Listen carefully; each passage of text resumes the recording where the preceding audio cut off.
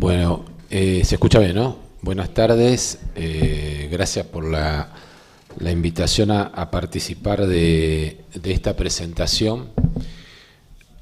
Lo que más quisiera destacar, más allá de lo que voy a contarles un poco del libro, es que acontecimientos como este, la publicación de un libro, o cualquier actividad en la que o me ha tocado participar respecto de esta cuestión que atañe al homicidio, a la denuncia de Alberto Nisman, creo que sirve para mantener la idea, mantener esta cuestión viva en la sociedad, que es justamente lo que han intentado que no pase.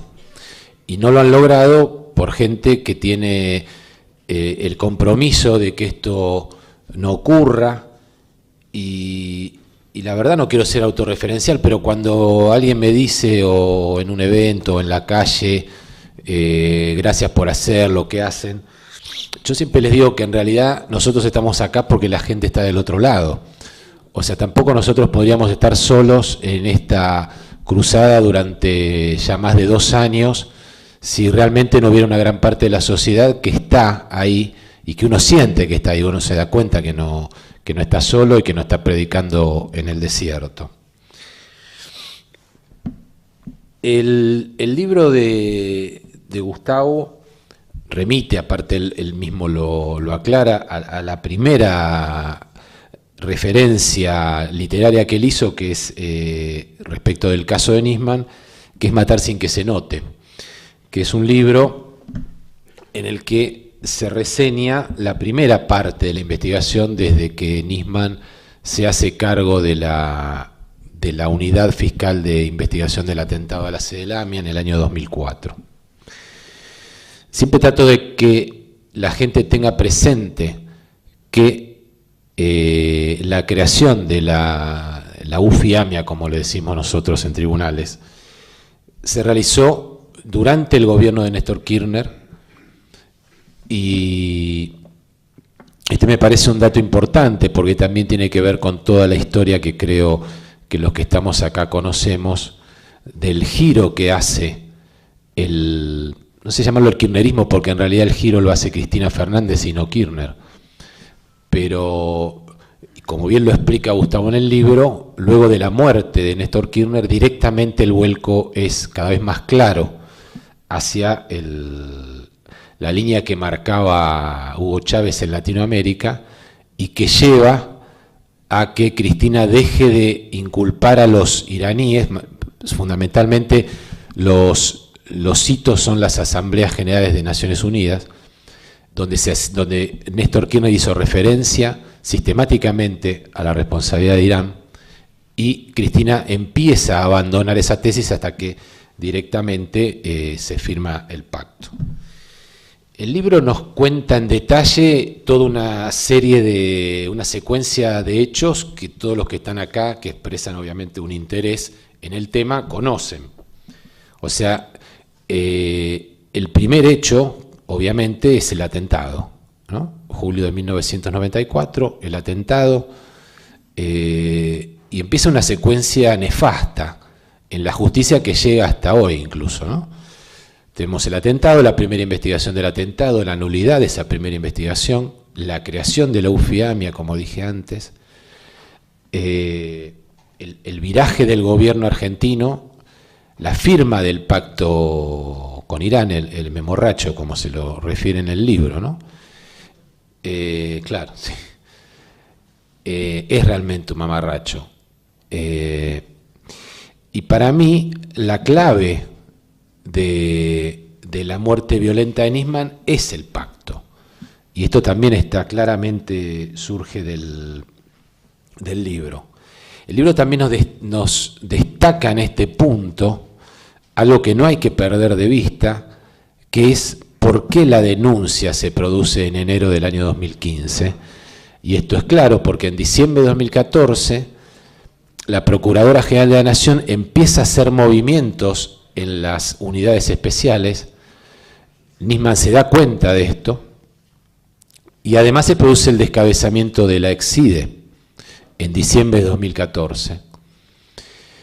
Entonces, Nisman, a pesar de haber previsto todo un viaje, saca, y eso está aprobado en la causa, no a través de su secretaria, sino él mismo, llamando a Iberia, el 30 de diciembre saca los 2 boletos de vuelta para el 12 de enero. El libro, después voy a volver sobre la cuestión de regreso al país y la presentación de denuncia, pero quería seguir en la secuencia que yo tengo anotada. El libro hace una referencia, bastantes referencias, a la personalidad de Alberto Nisman, compleja desde ya, al profesionalismo, o sea, cómo él se tomó estos 10 años de trabajo en la causa, bueno, la fidelidad de quienes lo acompañaron en el trabajo de la denuncia, eso también está muy destacado en el libro. A mí siempre me molestó mucho escuchar que Nisman no hizo nada con la investigación de la AMIA, y en realidad Nisman hizo lo que se podía hacer por la investigación del atentado. Él toma una investigación que había sido declarada nula en gran parte, y lo que él hace y logra personalmente en la Asamblea Internacional de Interpol, él al cabo de su investigación imputa, como decimos nosotros, o sea, pide la indagatoria al juez de la causa de 7 iraníes, el juez la decreta, y esto es lo que se comunica a Interpol, y esto es lo que siempre ustedes escuchan como las alertas rojas de Interpol. Las alertas rojas de Interpol, él las consigue peleando personalmente con los iraníes en esa asamblea. En el año 2007, si mal no recuerdo. El libro tiene yo diría un sorprendente recurso literario, que es la conversación entre Daniel Quindere y Alberto Nisman. Incluso diálogos cuando Nisman ya está muerto, por eso digo, es un recurso literario que usa el autor para hacer referencia a un montón de hechos y de datos que nos quiere contar, y lo hace de esa forma. Me parece la recolección de los datos me parece muy importante. Coincido con la mayoría de las apreciaciones o las deducciones o los cursos de pensamiento de la secuencia de los hechos que nos sugiere. Hay un punto central sobre el que desde que llegamos a Sonora acá ya varias personas nos preguntaron, que es qué papel juega este personaje tan oscuro que es Diego Lagomarsino. Digo un personaje oscuro porque me tocó intervenir en la causa de la muerte, y la verdad que nunca entendí bien qué hacía, hasta que uno se lo pone a pensar, y voy a tomar unas palabras que le escuché en una audiencia de la causa de la muerte a mi colega y amigo Pablo Lanuse. Lanuse explicó que la función de Lagomarsino es poner un arma amiga en el escenario del hecho. Y cuando uno lo piensa, creo que es una idea muy clara y muy importante. Porque si uno piensa las diferentes hipótesis que se nos plantearon alrededor de la investigación, y las que uno piensa, y dice, bueno, ¿y por qué este muchacho aparece ahí con el arma? Y claro, porque Nisman tenía un arma igual en la baulera de la casa de la madre. Los que los conocimos a Nisman no nos imaginamos pidiéndole un arma a cualquiera, y muchísimo menos, y no sé si Sandra me puede decir, pero los que veíamos cómo él era, la ansiedad que tenía, yo no me puedo imaginar la escena que describe este hombre, de que estaba sentado en el living explicándole a Nisman cómo se manejaba y desarmaba un arma que Nisman tenía, un arma igual. No lo hubiese soportado. O sea, no lo hubiese dejado hablar ni medio minuto. Si ustedes piensan en la posibilidad que yo creo, supongamos, barajemos la posibilidad de que una tercera persona lo mata, no Lagomarsino. ¿Cómo sabe la persona que está el arma de Lagomarsino en la casa? O sea, entra y encuentra el arma. No, tiene que saber dónde está.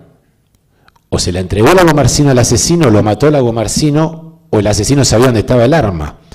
Esto es lo que Lanús se llama plantarle un arma amiga. Porque obviamente si encontraban a Nisman muerto de un tiro sin un arma al lado, bueno, entraron, lo mataron y se fueron. Entonces le tiran un arma, esto es lo que decimos en la jerga, le tiraron un arma para armar toda esta historia.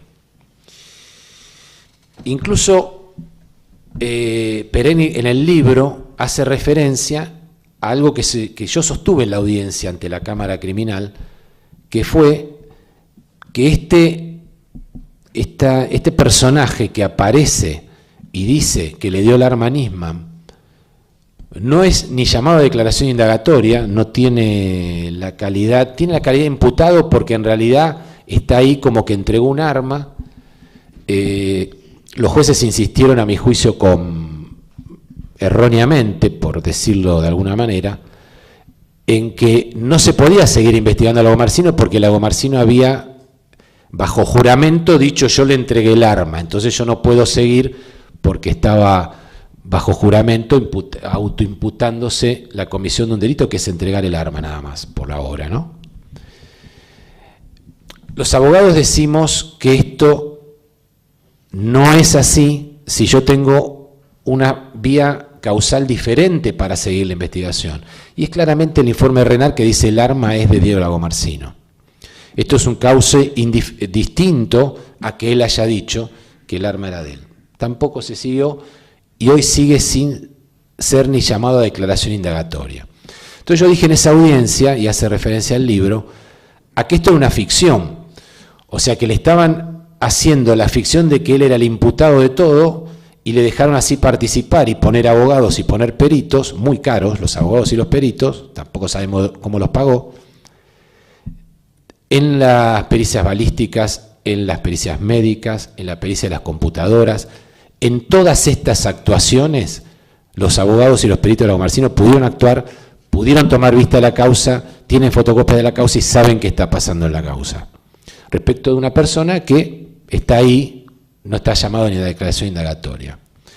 Yo estoy convencido, lo dije muchas veces, si el muerto era Juan Pérez y aparece el otro día un muchacho y dice yo le di el arma, se lo llevan esposado y después ven qué pasa. Pero bueno, no era Juan Pérez, este es el problema, ¿no?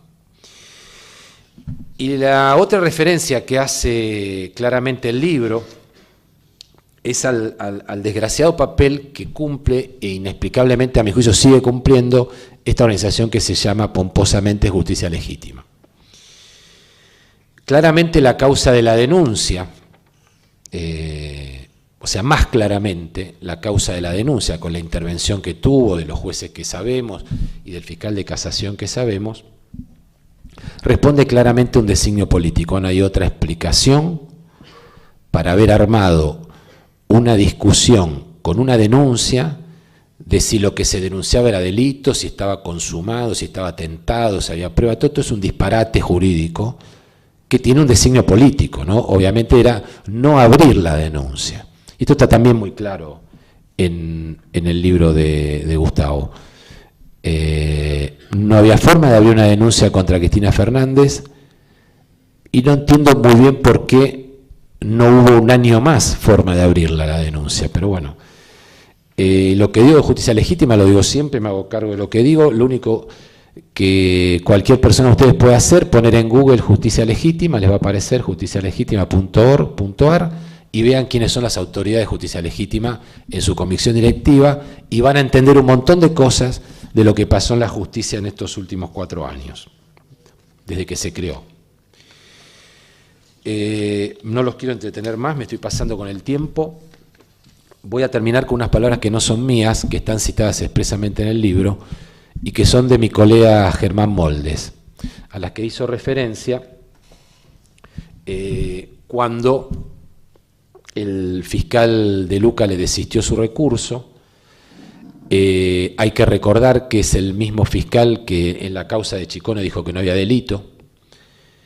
Y se los voy a leer porque creo que es muy claro cuál fue el papel triste que, y yo me niego siempre a que digan la justicia argentina, porque no es toda la justicia argentina. hay una muestra de jueces muy chica en una vidriera, en un país que tiene más de 1000 jueces, y no estamos hablando más de 15 o 20 de lo que son la vidriera. Moldes dice esto: la maniobra estaba a la vista, dilatorias, a veces infantiles, a veces desvergonzadas, así para esperar la llegada del esperado apóstol de ese engendro curiosamente llamado justicia y para peor legítima. Cumplido ese requisito, todo se resolvió en 24 horas, una verdadera síntesis de la injusticia más ilegítima que nunca. Se refiere a la actuación del fiscal Javier de Luca en casación. La síntesis más gráfica de tanto cinismo y desfachatez tal vez haya sido una publicidad mural que empapeló las calles de Buenos Aires. El mural decía: todos con Cristina, la democracia no se imputa. Y esa democracia, entre comillas, era una sola persona, aquella cuyas conductas jamás podrían ser sometidas al escrutinio de los jueces, porque intentarlo podría costarle a quien se atreviera, quizás el puesto de trabajo, quizás un escrache, para escarnio de su vecindario y su familia, o una campaña de prensa que lodara su nombre, y ya se vio tal vez la vida. Voy a cerrar con algo que estoy pensando en los últimos tiempos, no sé si viene a cuento, pero esta mujer, que era la democracia en ese momento, o sobre ella, está corriendo ahora la especulación de si es bueno o es malo que sea candidata en las elecciones de octubre.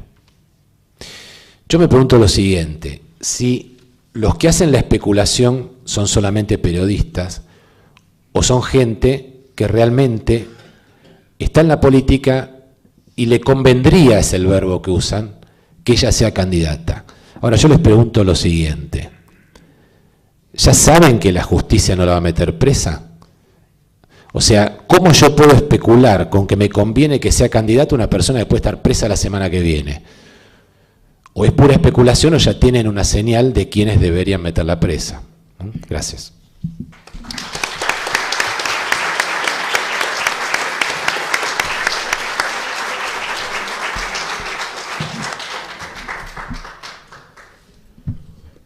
Bueno, tomo la palabra porque así es el orden pautado. Quiero agradecer a las autoridades de esta universidad, de UCEMA, por este espacio para la presentación del libro de Gustavo Perednik. Quiero agradecer muy especialmente a Gustavo Perednik por todo lo que ha dedicado a trabajar, a investigar sobre lo que fue el trabajo del padre de mis hijas, y por sus dos obras, por Matar sin que se note y por Morir por la Argentina, que hoy se encuentra presentando en este espacio. La verdad es que más allá del éxito literario que descarto que tendrá esta nueva obra de Gustavo, como la tuvo, me consta, su anterior obra vinculada al tema, lo cierto es que es algo muy importante para mis hijas y para mí. Yo quería en este espacio aprovechar para transmitirle a Gustavo que, bueno, yo no sé si esta tarea de escribir es un trabajo para él y solo eso, pero la verdad es que mis hijas y yo no lo tomamos solo como un trabajo. Para nosotros estas obras que hiciste, Gustavo, son muy importantes. Han demostrado un auténtico compromiso con lo que escribiste, que tenemos demostrado por tu obra anterior, de la que también me consta que colaboró y mucho Alberto, que has tenido varias reuniones con él, que incluso me transmitió en su oportunidad tu interés por entrevistarme a mí, que finalmente no lo hemos concretado. Pero la verdad quiero agradecerte, porque esta es una obra que va a quedar no solo en la historia, que tal vez sea lo más importante para vos, en la historia local e internacional, pero como mamá de Yara y Cala te quiero decir que va a quedar sin duda en la biblioteca de casa, en la lectura de ellas y en su recuerdo por todo el tiempo que le dedicaste. Te felicito y te agradezco. También quiero agradecer al fiscal Ricardo Sáenz, que me precediera en la palabra, por cumplir con su trabajo. Él como yo somos funcionarios públicos, funcionarios judiciales, pero en nuestro país parece que nos acostumbramos a que los funcionarios no siempre tenemos el deber de dar respuesta de nuestro trabajo, pero bueno, yo le agradezco porque también fue muy importante para mis hijas y para mí, como entiendo también para toda la sociedad argentina, que un fiscal de la Nación se decidiera a hacer bien su trabajo y a pronunciarse en el expediente con apego a lo que marca la ley y las pruebas del expediente, y al afirmar que fue el único funcionario que hasta ahora lo hizo en el marco de este expediente judicial, que efectivamente Alberto Nisman fue víctima de un homicidio. Por eso te agradezco muy especialmente, Ricardo, si bien no es ni más ni menos que cumplir con idoneidad tu trabajo, pero recuerdo y destaco en esto que pareciera que últimamente los funcionarios públicos no nos concebimos como servidores públicos y pareciera que la publicidad de los actos de gobierno no alcanzan al Poder Judicial y al Ministerio Público Fiscal.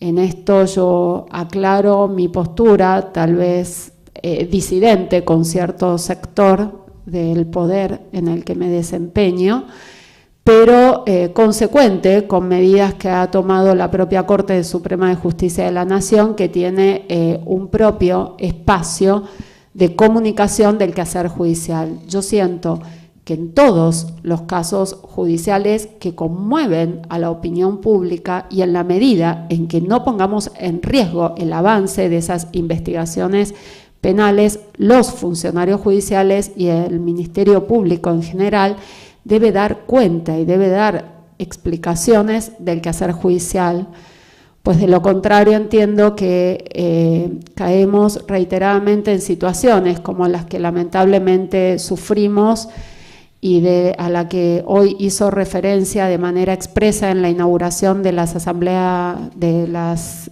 sesiones ordinarias en el Congreso de la Nación al presidente Macri. Caemos en el descreimiento que hay de las instituciones de la República y en particular del Poder Judicial.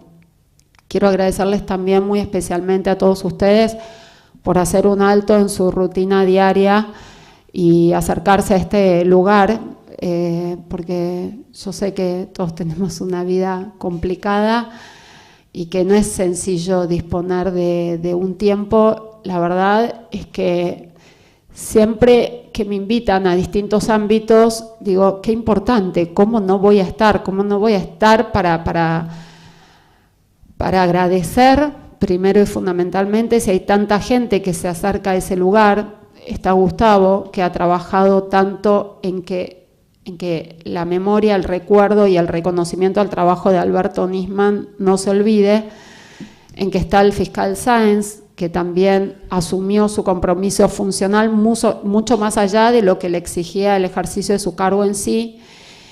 Y están todos ustedes, veo acá presentes personas que conozco y que me llenan de emoción, personas que han vivido en nuestra casa, que están acá.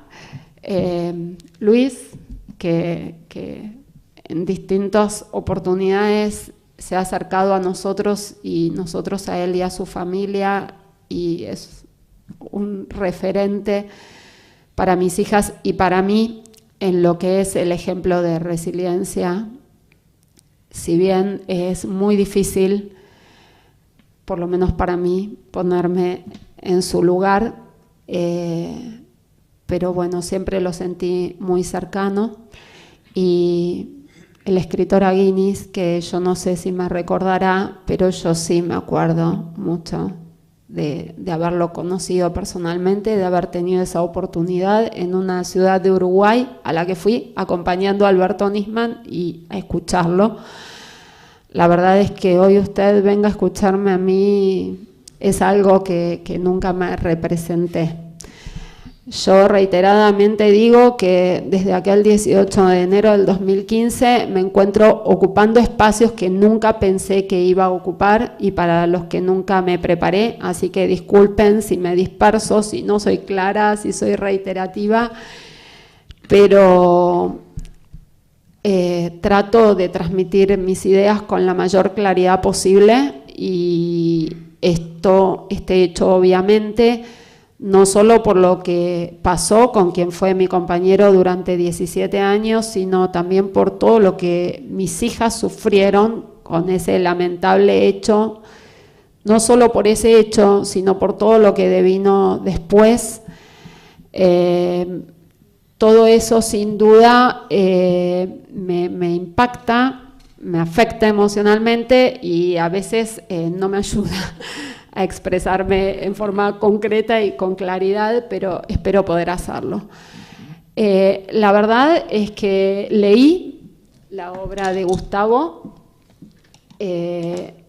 me captó, me cautivó, me es difícil en mí que termine un libro en un tiempo tan rápido como lo hice este fin de semana.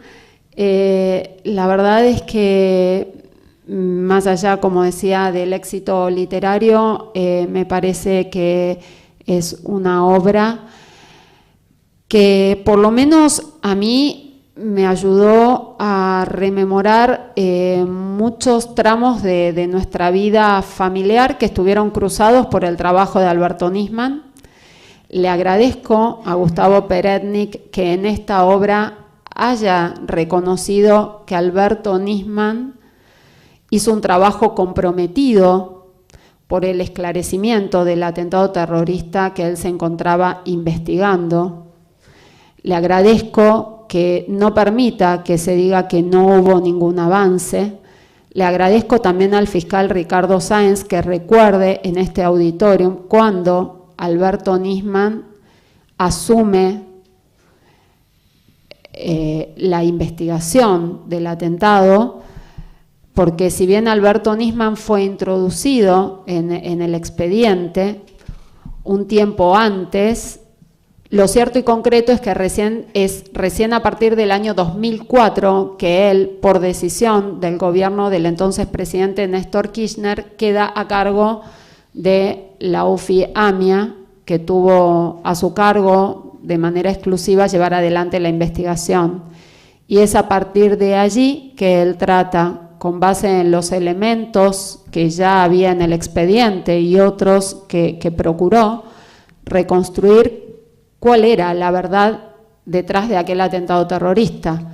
Pero no nos olvidemos que esto fue en el año 2004, sin que esto pretenda justificar todos aquellos reclamos que sin duda los familiares de las víctimas, de las 85 víctimas fatales de aquel hecho, puedan tener respecto a demoras o inconsistencias que como partes legitimadas en el expediente que representan a las víctimas tienen todo el derecho de hacer y de reclamar de parte de los investigadores.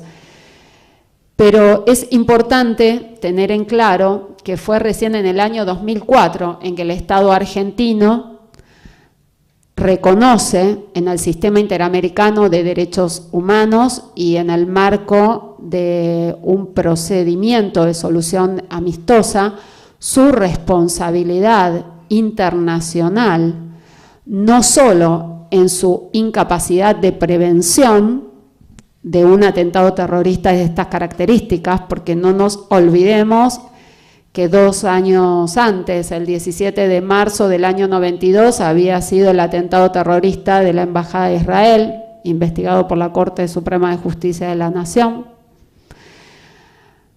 respecto del cual en un reciente viaje que tuve la oportunidad de darles a mis hijas, que fue sumamente importante y reparador, que decidí también en tiempo récord, pero que fue muy valioso para ellas, tomé conocimiento que el Estado de Israel y de palabra directa del presidente, que nos recibió con una calidez indescriptible, interesándose en cuestiones de la vida diaria de mis hijas que yo no podía creer que un primer mandatario lograra esa cercanía. Me enteré que el Estado de Israel aportó información y que importaba el esclarecimiento del atentado y que mucha de esa información fue desatendida por la justicia argentina. Pero bueno, retrotrayéndonos entonces a cómo es que Alberto Nisman asume con un compromiso que yo diría que más que funcional era personal, era un auténtico compromiso. E insisto, más personal que funcional, porque lo he visto, porque lo he acompañado a distintos ámbitos, como el que recordaba, en que hablaba el señor Aguinis, a encuentros familiares en los que Alberto se sentía con la obligación y el deber de dar respuesta y dar las explicaciones de qué era lo que se había logrado hasta ese momento y por qué aún no se lograban más avances. Es recién entonces en el año 2004 que asume ese compromiso y que conforme lo dispone el Estado argentino, accede a los archivos que el gobierno de Néstor Kirchner autorizó desclasificar de la ex-CIDE, porque allí nuestro Estado reconoce también su responsabilidad en punto a su incapacidad de investigar y del encubrimiento que ya se había operado respecto del atentado de AMIA, porque no nos olvidemos que fueron llevadas personas privadas de su libertad a un juicio oral que duró una importante cantidad de años, en el que el Estado se preocupó también por introducir una reforma procesal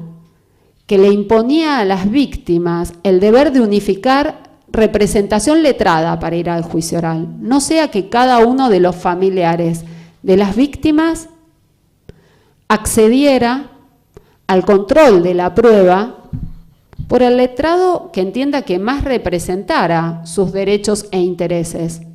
No importaba que a todas estas familias el Estado ya le hubiera fallado en su deber de darles seguridad. Ahora las condicionaba en su derecho a la verdad y a la justicia, imponiéndoles unificar una representación letrada, que el tribunal, en caso de no hacerlo, lo iba a hacer de oficio.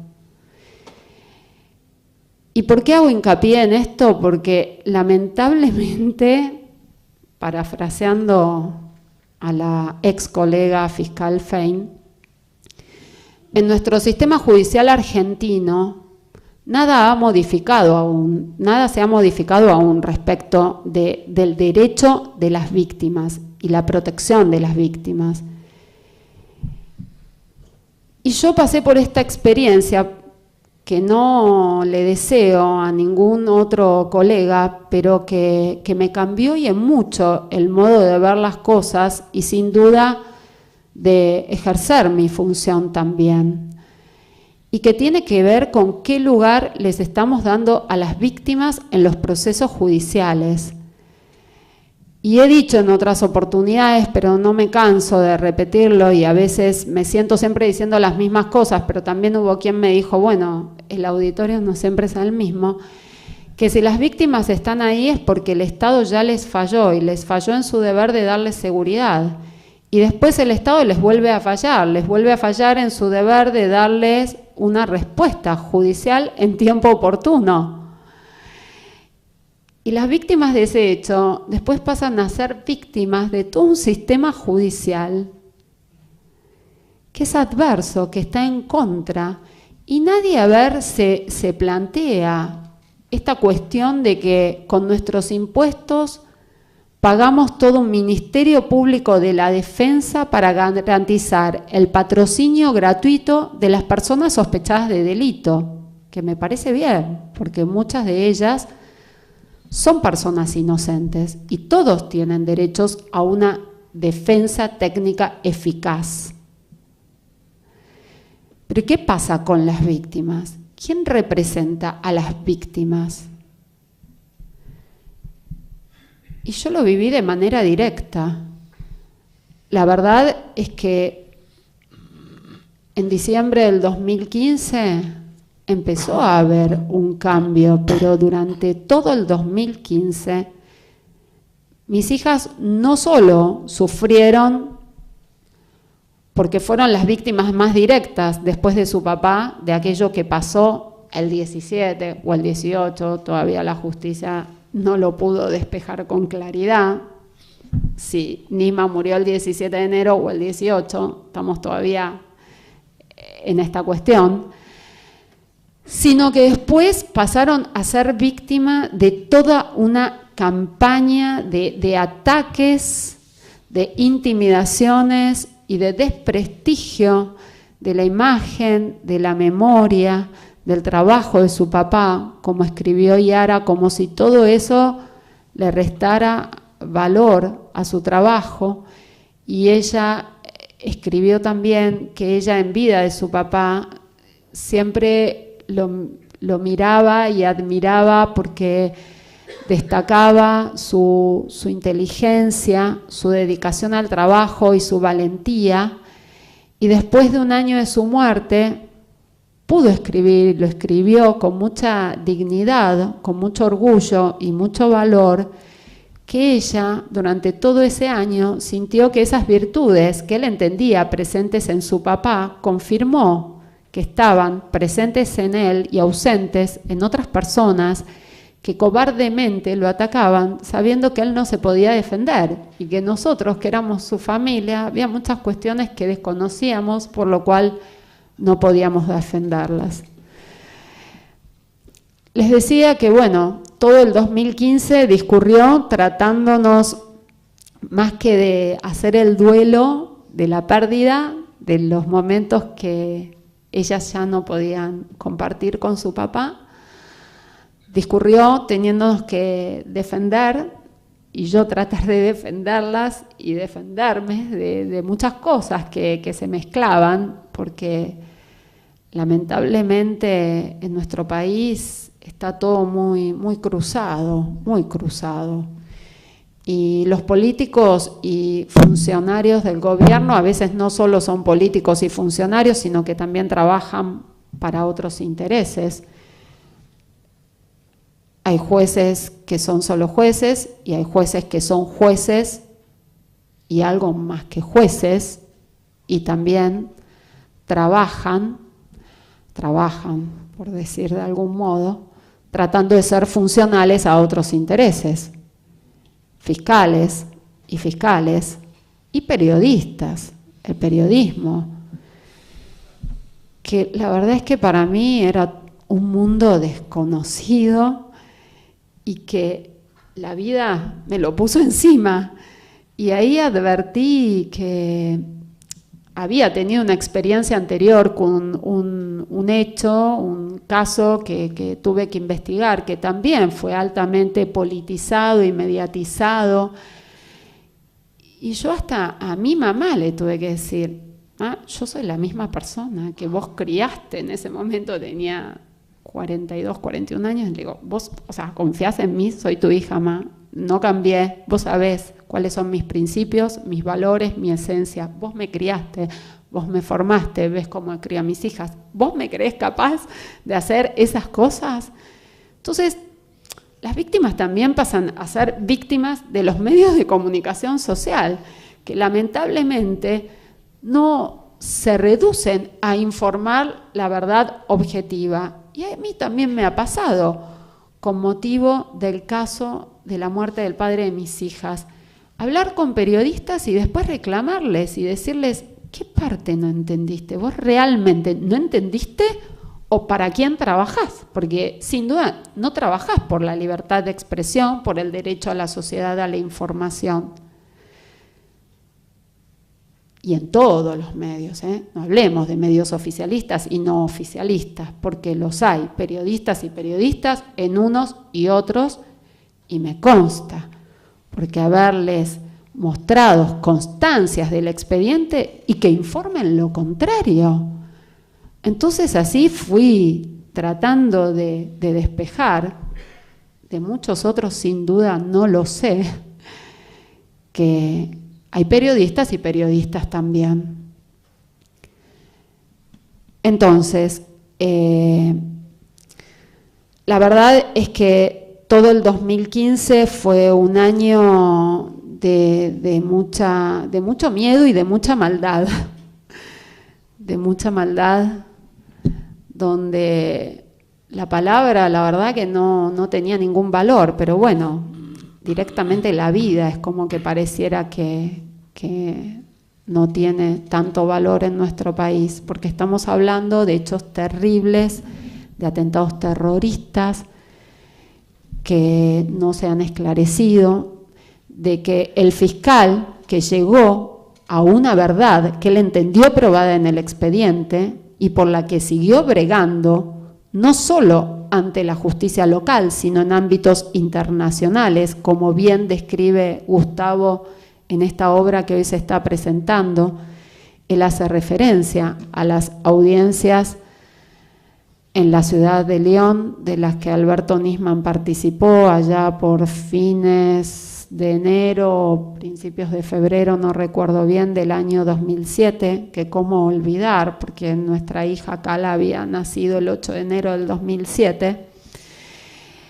Y la verdad es que leyendo la obra de Gustavo recordé momentos de nuestra vida y para mí fue muy importante para encontrarle una explicación y una razón a hechos de los que ya habíamos sido víctimas en aquel momento.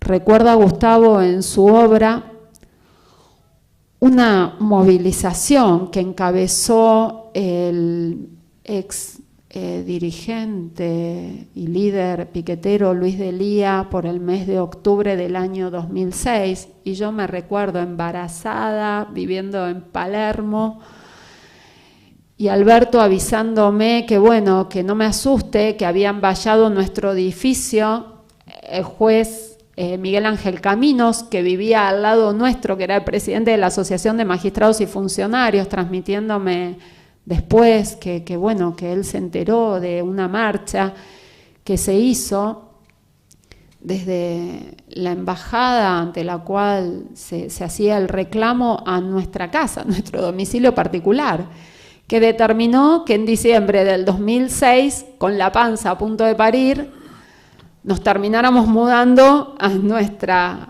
casa en Del Viso, en un lugar más protegido, a la que también de la noche a la mañana me tuve que ir en mayo del 2015, asediada por la cantidad de fotógrafos, que no sé si eran fotógrafos o eran otra cosa, periodistas que no se sabe si eran periodistas o eran otra cosa, porque nos sacaban fotos a mis hijas y a mí, en la escuela, en el club, en una confitería en la que me reunía con un psicoanalista, pues ya era como que el tiempo no me daba para ir a su consultorio y se acercaba cerca de mi casa. Todos actos por los cuales trataron de intimidarnos y silenciarnos y bueno, cómo no recordar cuando leía la obra de Gustavo, aquella mudanza también con la panza y aquel llamado después en enero, febrero del 2007 de Alberto, que fue la única vez que yo lo sentí un poco como, bueno, no sabés, en la audiencia, fue ahí en presencia directa con funcionarios del gobierno de Irán y me declararon la fatwa ahí in situ y bueno, la vuelta al hotel fue un poco así, que me sentí un poco conmovido, pero yo recordaba eso cuando la fiscal Fein a mi arribo al país, después de la muerte inesperada de Nisman, me atajan la fiscalía y me dice, mire, usted no estaba acá, pero este hombre debía estar muy asustado, porque él se tenía que presentar en el Congreso a dar cuenta de la denuncia que él había realizado. Y yo le dije, sintiendo que como yo era la mamá de las hijas, ella iba a tomar, o sea, mis expresiones con el único interés que tenían, que era, a ver, ayúdenos o cumpla con su deber a llegar a la verdad, que esto se esclarezca, porque sin duda Alberto Nisman no se mató, lo mataron. Y yo le dije, mire, si usted me dice eso es no conocer a Alberto Nisman. Cite a toda la familia, a sus amigos, a colaboradores, y todos le van a decir que Alberto Nisman no tenía para nada el perfil de una persona, un funcionario que se sintiera intimidado, sin desmerecer a los legisladores argentinos, pero no se iba a sentir intimidado por Kunkel ni por Diana Conti, por más que le dirigieran mensajes velados a mis hijas de que no se preocupe la hija de Nisman, que a su papá no le vamos a hacer nada, pero que iremos con los tapones de punta.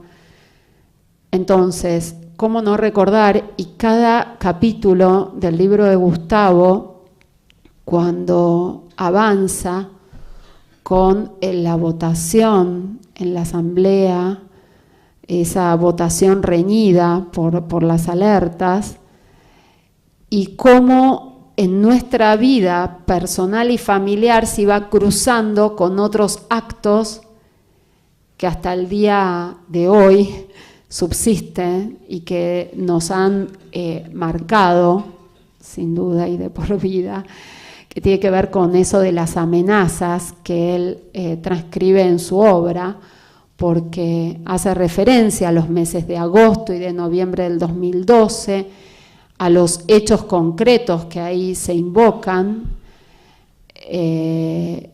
y que nos demuestran que fue la crónica de una muerte anunciada, como aquella amenaza de febrero del año 2013, después de la suscripción del memorándum, que él destaca en su obra, que fue el 27 de enero del año 2013, y que me trajo a la mente formas de actuar que tienen colegas y que es usando fechas especiales para enviar mensajes, verdaderos mensajes mafiosos, porque Gustavo relaciona este avance en lo que era el memorándum de entendimiento con Irán con el Día Internacional del Holocausto. Y eso me hizo acordar a tantos otros mensajes que vi, que lamentablemente colegas de la justicia argentina, que hoy siguen en funciones, jueces y fiscales, nos han enviado a nuestra familia. Por ejemplo, el primer cumpleaños que pasó Yara sin su papá.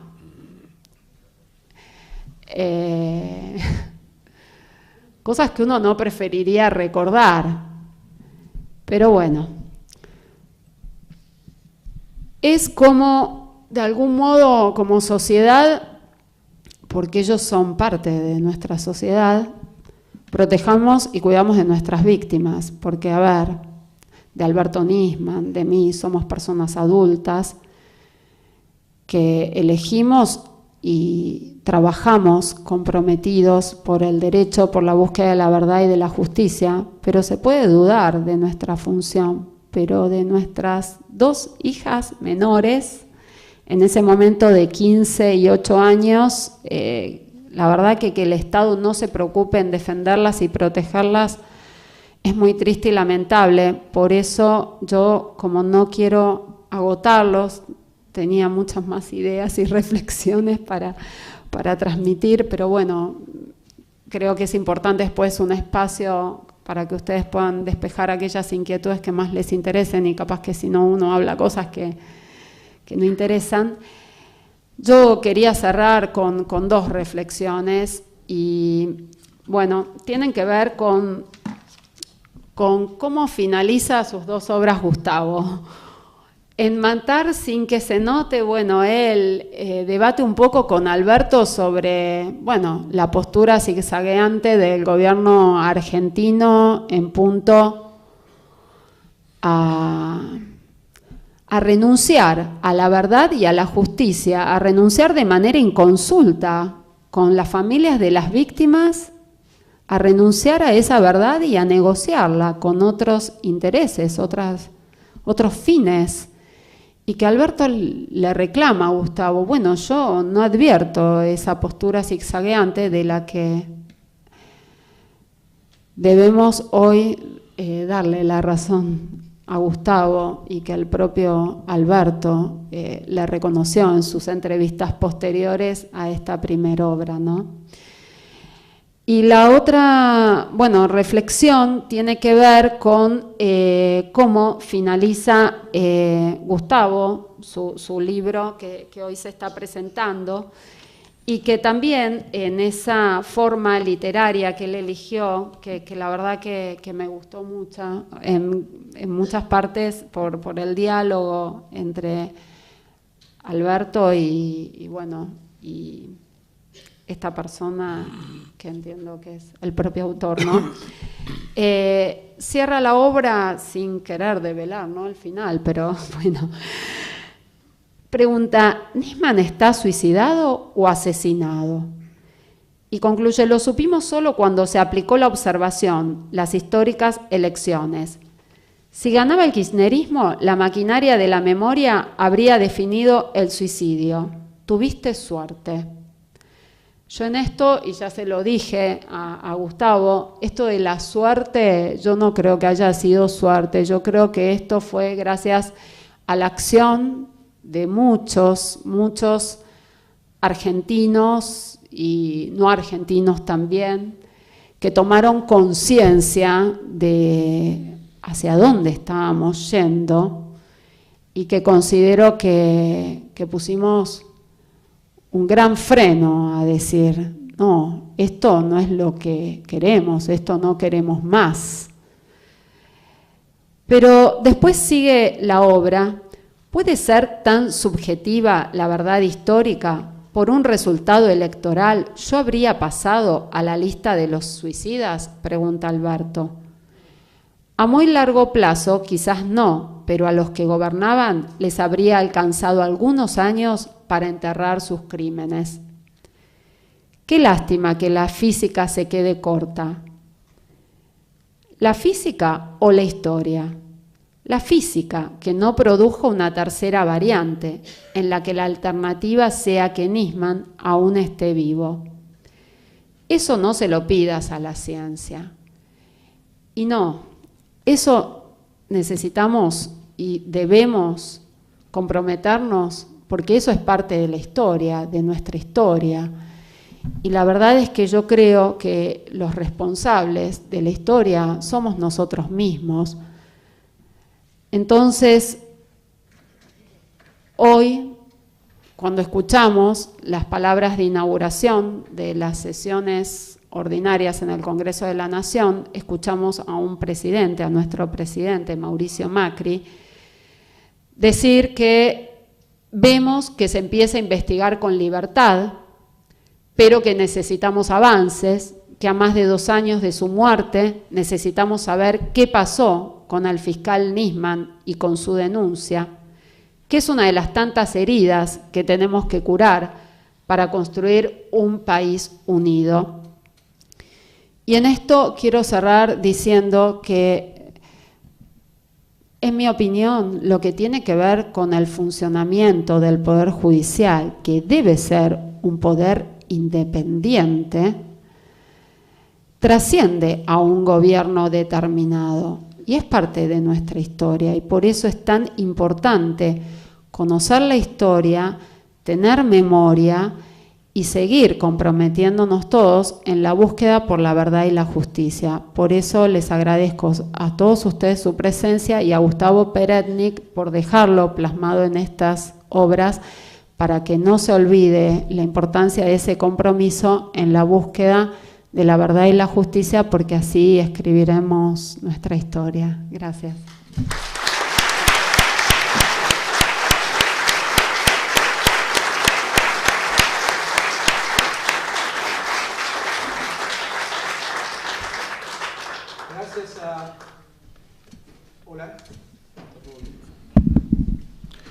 Gracias a Ana Kaprav y a Maggi por siempre organizar este tipo de actos con pasión, con compromiso. Gracias a la UCEMA, nuevamente nos ofrece su ámbito para poder tratar de esclarecer sobre temas que a todos nos interesan, nos convocan. Gracias a ustedes por acercarse, al presidente y vicepresidente de la DAIA, que me honran con su presencia, a mi querido amigo y maestro Marcos Aguinis, fuente inagotable de estímulo, a Sandra, que le dio desde el comienzo a la saga Nisman el toque humano que solo ella podía darle y que convocó a tanta gente a entender la faceta más tierna de la historia, entre legajos y entre apelaciones. Había una madre que defendía a sus hijas y había una mujer que al emocionarse, a mí me emocionaste con tus palabras iniciales agradeciendo la obra, que no es otra cosa que un homenaje que todos compartimos por este gran hombre que ya no está. Y al fiscal Ricardo Sáenz le quiero decir que él tiene lo que en la tradición hebrea se denomina Zhut Rishonim, el privilegio de los primeros. Cuando todo el mundo sepa, todo el mundo diga y todo el mundo tenga claro que esto fue obviamente un asesinato y nadie vuelva al mito absurdo del suicidio, nos vamos a acordar de quién fue el primero que lo dijo desde la justicia, Ricardo. Así que ese privilegio te acompaña. Y quiero compartir con ustedes 3 reflexiones, una humana, una política, y gracias a mi amigo hermano Fabián Neyman, que se jugó con una valentía que me atrevo, en la edición de esta obra, con una valentía que me atrevo a calificar de nismaniana. Les digo que quería compartir con ustedes 3 reflexiones, una humana, una política y una filosófica. La humana es la transformación. Yo trato de incorporar en el libro varios recursos estrictamente literarios. Hay un capítulo llamado La Metamorfosis, todos sabemos de quién viene, del gran autor, el representante del siglo XX para muchos. Y esta metamorfosis yo la centro, la focalizo en la metamorfosis que acompañó a las relaciones exteriores de la República Argentina, y es lo que Ricardo citaba en su exposición. Pero hay una transformación que es mucho más fascinante, y es la transformación del hombre, y yo tuve el privilegio de verla de cerca en estos 10 años de amistad que tanto aprecio y extraño, en donde vi cómo Alberto se transformaba de ser un fiscal menor en un adalid de la justicia, y no era un paso, no fue un salto, fue una transformación que iba acompañando facetas de su personalidad. Y esto trato de reflejarlo en muchos de los diálogos que ambos oradores citaron, y que son reales. Es decir, es cierto que no hablaba con Alberto cuando estaba vivo, y ahí me decía, yo diría, la abrumadora mayoría de las expresiones que traigo en el libro son reales. Son, por ejemplo, cuando yo intentaba mostrarle aspectos bíblicos que para él eran desconocidos, sobre la historia que él estaba protagonizando, la respuesta habitual, y la hago aparecer en el libro, es otra vez con la Biblia. Y era así, y les digo que hoy también voy a pecar de lo mismo, porque en esta semana corresponde leer una sección de la Torá que se llama ni más ni menos que Mishpatim, leyes. Y no podía ser un marco cronológico más apropiado para hacer un homenaje a Alberto y presentar un libro acerca de su trabajo y de su muerte eminentemente. Esta es la reflexión humana, el hombre que se transforma. ¿Qué motiva a un hombre a pasar a ser otro? ¿Y qué demandas esto exige de su propia familia? ¿Cuánto es esta pasión que no conocía ningún tipo de transacción, afectó, y diría que para mal, también lo cito en el libro, a la dinámica de su vida familiar. ¿Por qué? ¿Qué es lo que lo llevaba? Bueno, esto es parte de aquel misterio que nos hace vivir permanentemente, esta audacia que a veces es rayana en lo irresponsable, pero le da un gusto especial a la vida. Hay una reflexión política, la segunda, y consiste en que el mundo en el que estamos ingresando ahora es un mundo muy distinto de aquel que le tocó vivir a Alberto. Alberto hizo su carrera, en el caso AMIA, contracorriente. Él debió luchar no solamente contra la mediocridad y contra aquellos que despreciaban su obra, no creían que podía saberse nada. Hasta hoy repiten, ojalá algún día sepamos, una de las frases que más me irritan, ojalá sepamos cuando sabemos todo absolutamente del atentado lo sabemos gracias a Alberto, y sabemos bastante acerca de cómo fue el asesinato, si queremos simplemente abrir los ojos, en ese sentido Morir por la Argentina viene para ayudar a abrir los ojos a mucha gente. Sabemos, eso no quiere decir que los culpables estén presos aún, pero mientras Alberto trabajaba, esto era mucho más pesado, porque el mundo en general y la Argentina en particular estaban en contra de lo que él podía avanzar. Era imposible acusar al poder político de lo que estaba ocurriendo, y es en lo que Nisman tuvo que caer por lo que él llamaba la dictadura de las pruebas. Él no se propuso acusar a la presidenta, al canciller y a los funcionarios del Estado argentino que vendieron la justicia argentina y a Nisman a los terroristas iraníes. No se lo había propuesto, pero una vez que vio que esto era una verdad irrefutable, no pudo en ningún momento dejar que la dictadura de las pruebas se impusiera a su camino. Y cito en el libro, tratando de hacer este ejercicio literario, a un personaje de un cuento de Borges, Fergus Kilpatrick, que es realmente fascinante. Hace unos más de 70 años escribe Borges este cuento, en donde un líder revolucionario se propone investigar e impulsa que se investigue quién cometió la traición contra la patria, y se descubre que fue él. Y este impulso inicial, por supuesto Borges lo plantea para deslumbrar al lector, como hacía siempre, con estos finales inesperados, pero en el caso de la Argentina era lo que ocurría. La función de Nisman era precisamente investigar qué estaba ocurriendo, que no se podía avanzar con el tema de la AMIA. Y lo que estaba ocurriendo era, él lo hacía en nombre del Estado argentino hasta que se da cuenta de lo que estaba ocurriendo, y que la presidenta y el canciller no querían que se supiera absolutamente nada del caso AMIA y habían dado órdenes para que no se investigara. Entonces aquí, aquellos que tenían que promover la justicia eran los que la estaban trabando, y Alberto abre esta olla nauseabunda frente a una sociedad atónita. El discurso empieza a cambiar radicalmente en el último tiempo. Al principio, me incluyo, nos costaba creer que la traición a la patria había sido de tal dimensión, como trato de reflejar en el libro. Pero yo les decía, él iba en contra de la corriente en su época, y hoy en día le sería mucho más fácil en ese sentido, también en el mundo en el que le tocó vivir. Porque hoy acusar a los perpetradores, los iraníes, la República Islámica de Irán, y Nisman hacía hincapié, no algunos iraníes descarriados, no 3 radicalizados, fue el Estado terrorista de Irán el que planeó, financió y perpetró los atentados en la Argentina, pero el mundo no permitía que esto se dijera con tanta soltura porque era políticamente incorrecto. Hoy en día las cosas han cambiado. Si Argentina maneja bien esto, puede sacar una tajada internacional invalorable, porque hoy ya se puede confrontar a los iraníes, porque la primera potencia mundial quiere confrontar a los iraníes.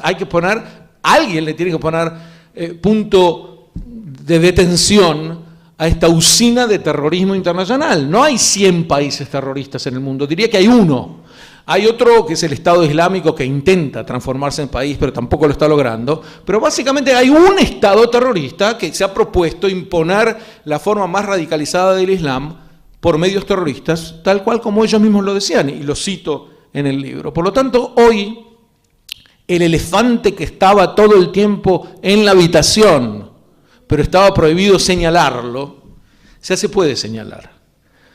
No se podía decir antes por qué crece el nacionalismo europeo, por qué hubo Brexit.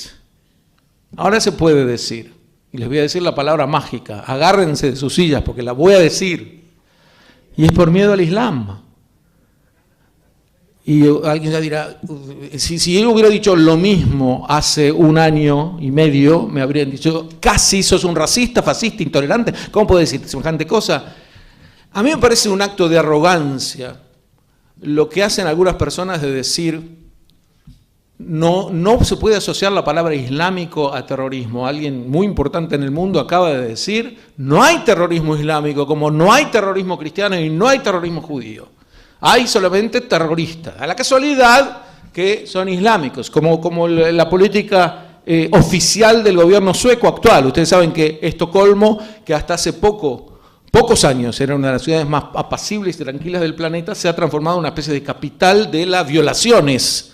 Pero está prohibido decir quiénes son los que cometen las violaciones, son hombres. Yo querría llevar esto al absurdo y decirles, ¿por qué hay que decir hombres? No se sabe quiénes son personas. Son personas las violadas. Ya decir hombre sería un acto de intolerancia, sería discriminar contra un grupo. Pero ahora digo, sí se puede señalar claramente de dónde viene. ¿Y por qué lo llamo un acto de arrogancia? Porque esta gente lee el Corán, se inspira en el Corán, viven como musulmanes, dicen que son musulmanes. Todos los musulmanes los reconocen como musulmanes, o la gran mayoría. Por supuesto que no son la mayoría de los musulmanes. La mayoría de los musulmanes no son terroristas, eso está clarísimo.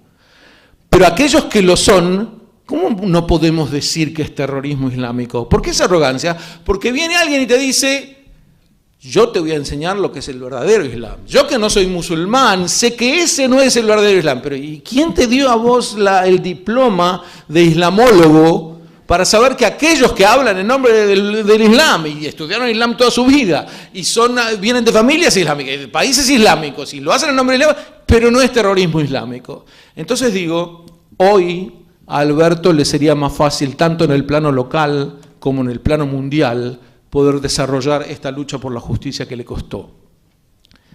Y la tercera reflexión es filosófica. Decía, una humana, lo que representó ver a mi amigo Alberto Nisman transformarse, una política que la transformación en el mundo actual es un marco mucho más nismaniano y habría permitido con mucha más facilidad su lucha por la justicia que lo que le costó a él luchar contra la corriente durante sus años de trabajo. Y la filosófica es un debate eminente del siglo XIX, y es, ¿quién hace la historia humana? ¿Qué factores hacen que la historia humana se produzca, que los grandes hechos, las grandes revoluciones, los grandes descubrimientos sociales vean la luz? Por un lado, la obra del eminente Tolstoy plantearía que son una especie de entremanejes familiares y de grupos familiares más grandes, y que sin darse cuenta aquellos que están defendiendo sus propias familias terminan haciendo la historia. Es algo que nos dice explícitamente en La Guerra y la Paz. Por otro lado, el escocés Thomas Carlyle lo dice más llanamente: la historia es la biografía de los grandes hombres. Hay personas que se arrojan a la Nisman y ellos hacen historia solos.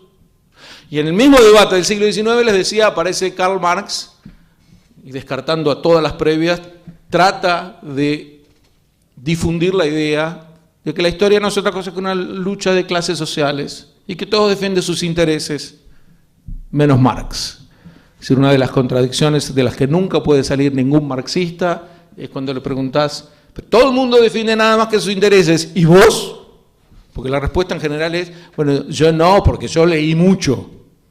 A mí me da ganas de decirle, pero decime que hay que leer, porque a mí me encanta leer para que pueda yo superar mis impulsos de clase.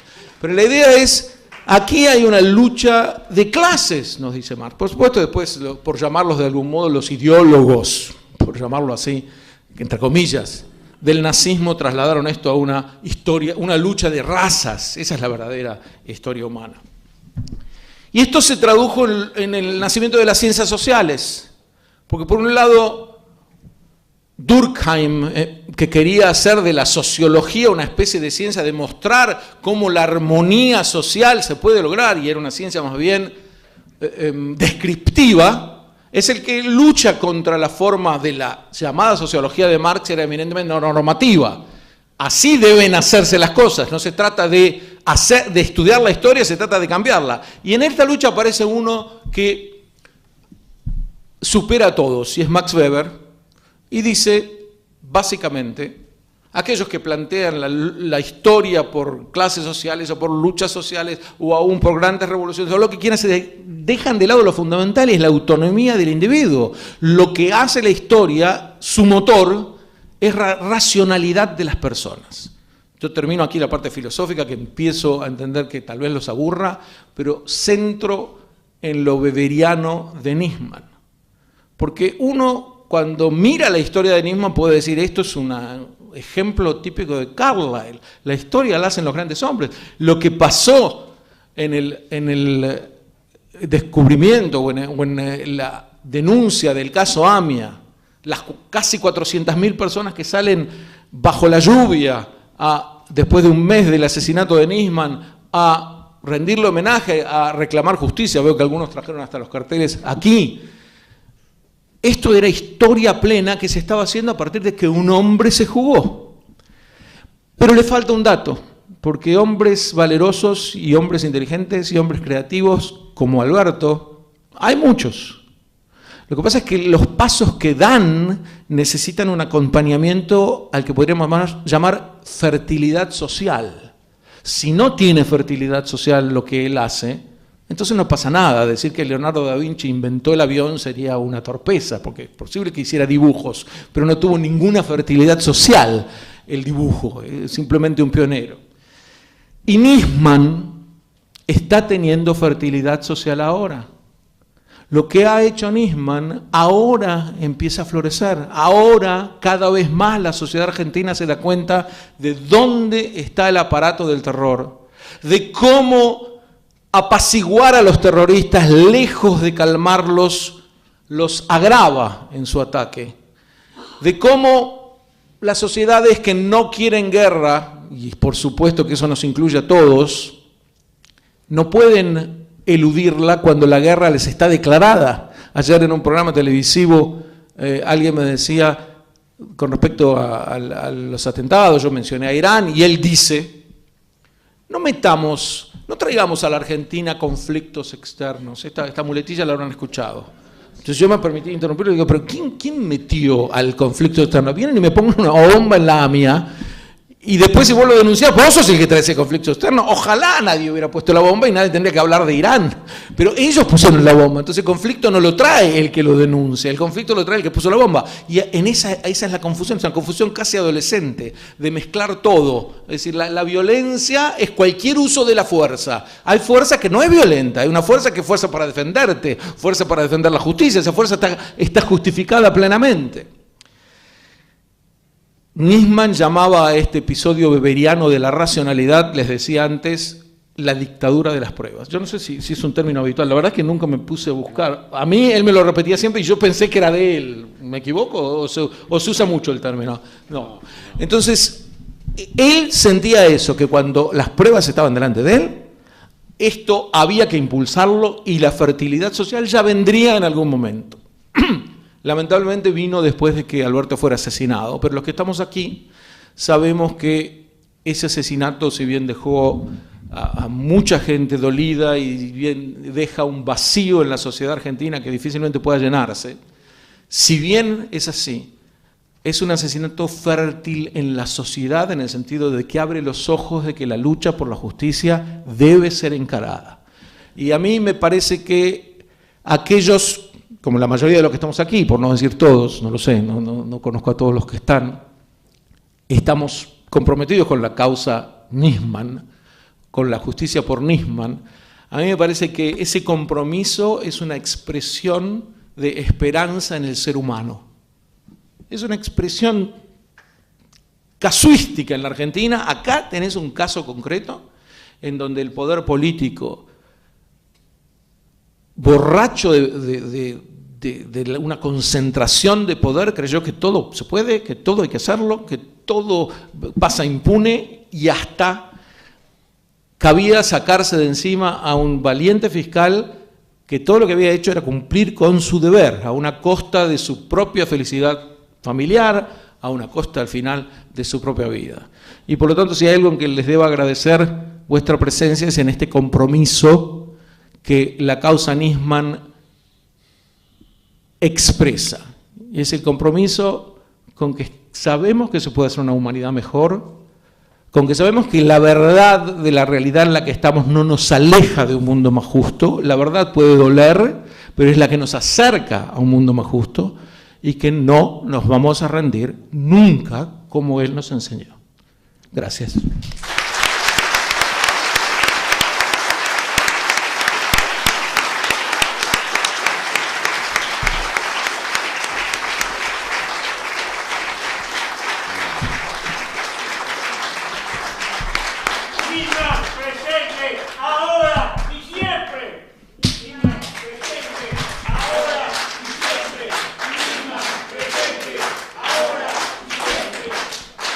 Bueno, muchas gracias por estar aquí y Ricardo es el primero que debe irse porque festeja el cumpleaños de su hija, pero me dijiste 8:30 y ni un minuto menos.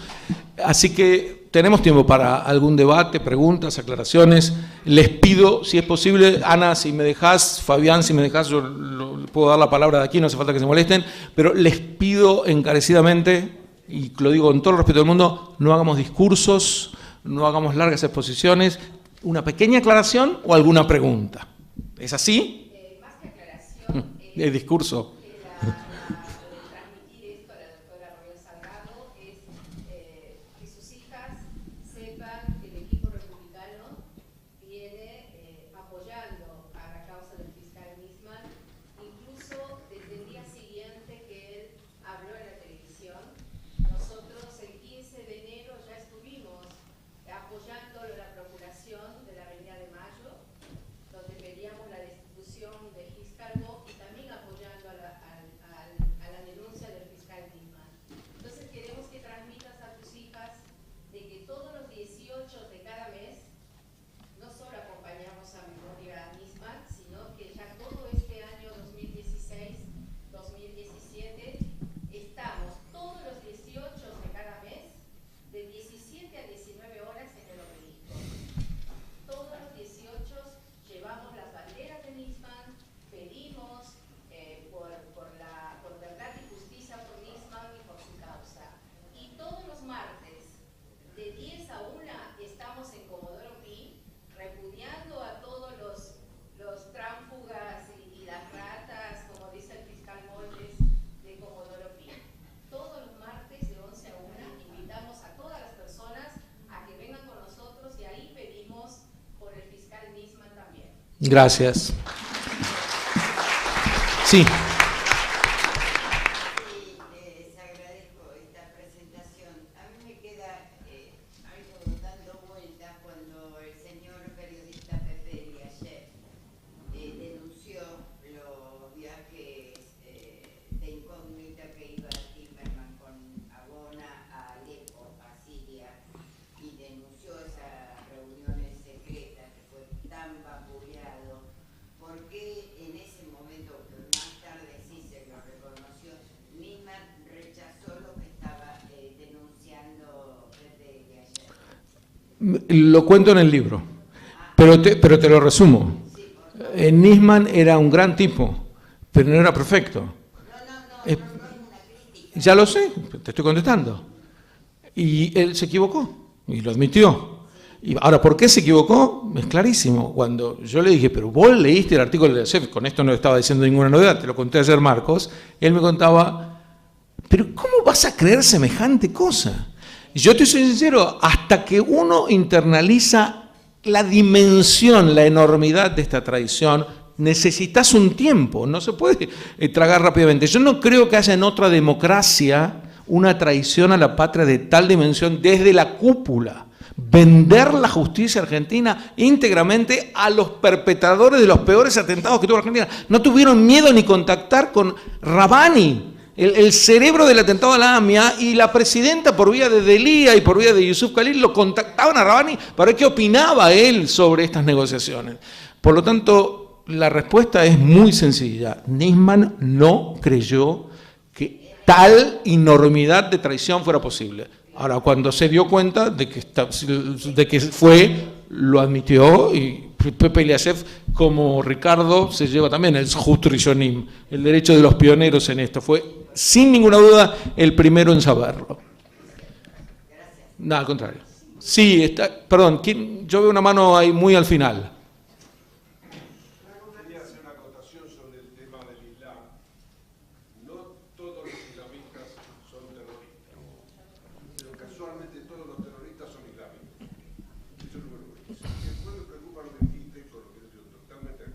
Te preocupa, pero estás de acuerdo.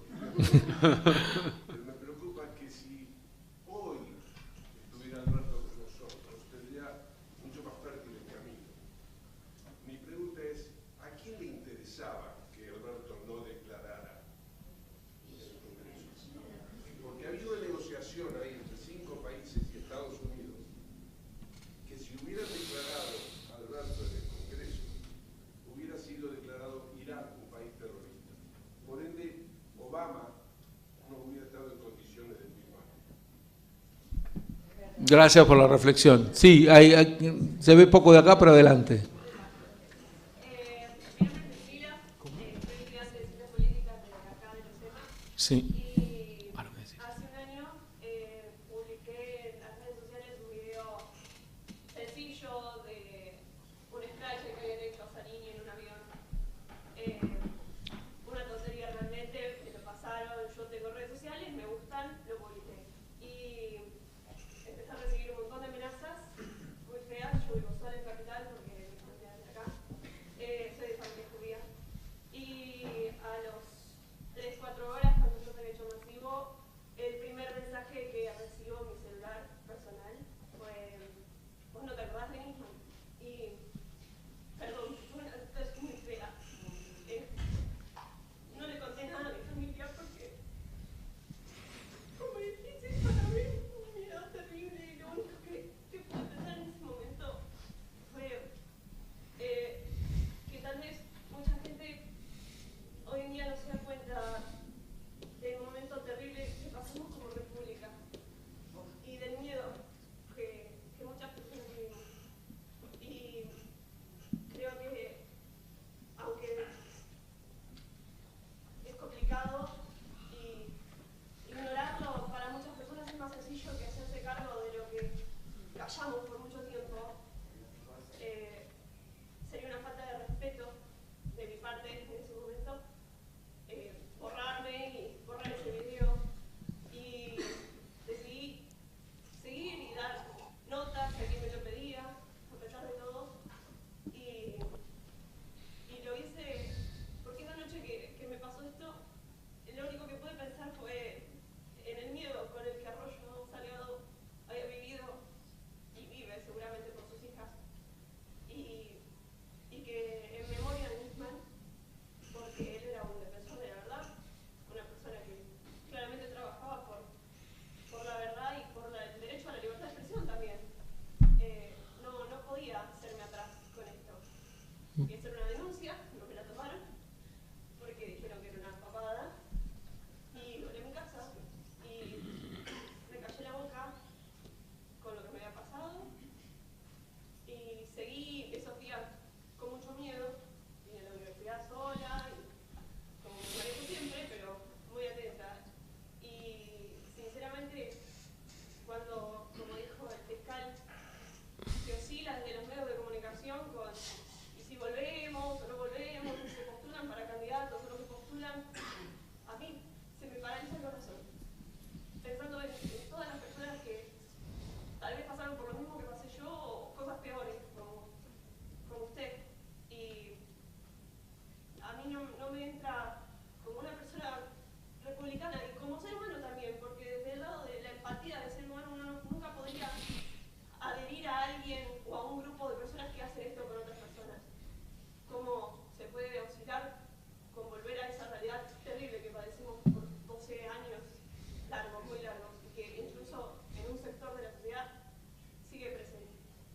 Bueno, gracias por tus reflexiones.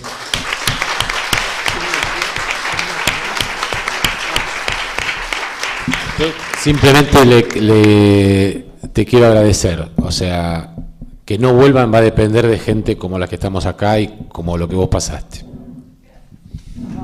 Sí, yo también te quiero agradecer esa actitud valiente de continuar, y la verdad es que entiendo por lo que pasaste, por ese temor, y bueno, de algún modo a nosotros lo que nos pasó es que en algunas oportunidades no transmitíamos todo lo que nos pasaba, porque yo personalmente sentí muchas veces que la gente iba a pensar que me había afectado psicológicamente, pero bueno, pasaban cosas todo el tiempo a nuestro alrededor que nunca nos habían pasado, y eran como mensajes sin duda para que paremos, para silenciarnos, para intimidarnos, para asustarnos.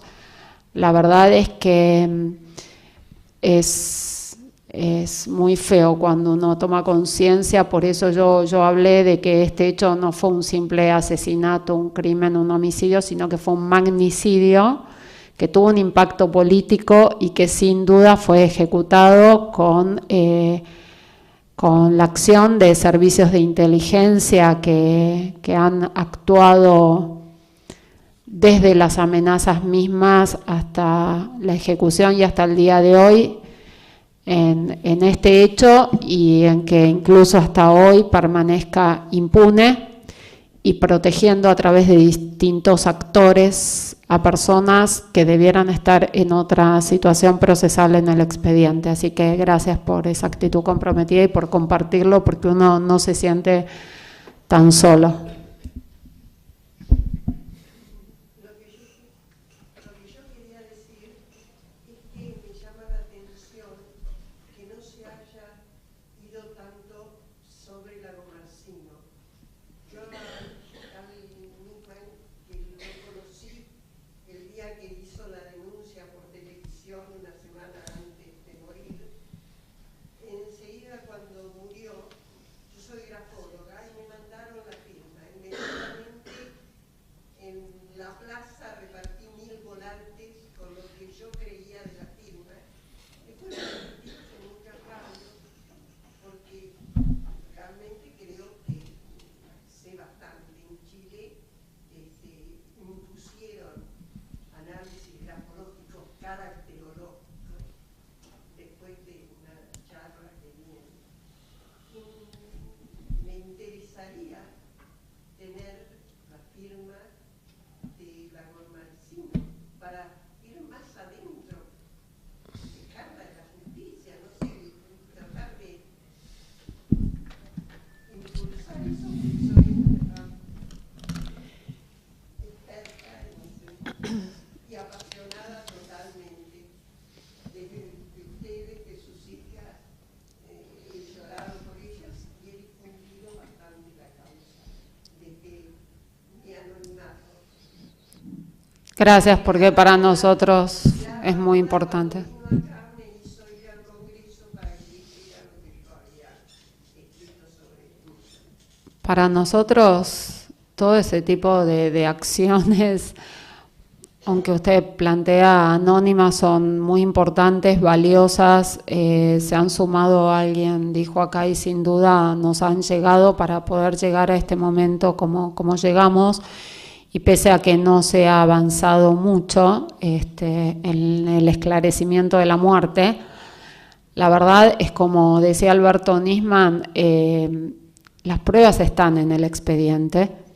En el 2015 estuvimos en la más absoluta soledad, porque yo no puedo dejar de decir lo que realmente pasó en ese expediente, pero la querella, su familia, fuimos los únicos que planteamos la remoción de la fiscal, que más allá de la idoneidad y del Doña Rosa que trató de escenificar, sin duda había otro tipo de intencionalidad, y yo me equivoqué y lo asumo cuando Yara la escuchó por televisión con ese primer, lamentablemente en las muestras de la mano de Nisman no hay presencia de restos de pólvora, y ahora con su total simplicidad y lógica, despojada de todo lo que los funcionarios y operadores judiciales terminamos enmarañándonos en los laberintos procesales, me dice con total simpleza: mamá, pero escúchame, ¿escuchaste a la fiscal? Pero ¿ella qué quiere? ¿Qué quiere? Entonces ella tiene una intención. ¿Qué quiere decir? ¿Que papá se suicidó? Y yo le dije: mirá, y ahora a ver, nosotros los jueces fiscales somos abogados, nadie nos capacita, nos forma para la exposición mediática. Démosle una oportunidad a esta mujer. Es abrumador salir de tu oficina y ver la cantidad de medios acosándote, pero la verdad es que me equivoqué, porque aún con los medios acosándonos a los que somos personas de bien y que nos manifestamos con lo que sentimos y con la verdad, y aún cuando el impacto emocional que yo estaba viviendo por lo que pasaron mis hijas y sufrieron, fundamentalmente, no tuve dudas en todo momento en que los medios me acosaban, me empujaban, me pedían disculpas, pero hasta me han golpeado y demás, de decir lo que sentía que esto fue. No obstante, tratamos de procurar todas las medidas de prueba, pero lamentablemente asistimos y agotamos todas las instancias judiciales, porque la recusación de la fiscal la llevamos hasta la Corte Suprema de Justicia de la Nación, y ningún operador judicial ni del Ministerio Público Fiscal nos acompañó en algo que a mí me da la tranquilidad, porque yo tengo un deber con mis hijas, más allá de lo que es mi esencia y mi formación, y decirles, porque mis hijas saben todo el tiempo que dediqué a estudiar abogacía, a prepararme para llevar adelante juicios como defensora pública oficial, todo lo que, el tiempo del que las he privado por ejercer con mi mayor seriedad y compromiso mi función judicial, y cómo yo no iba a poner todo lo que sabía y todo de mí para algo que era el hecho más terrible que cruzó sus vidas.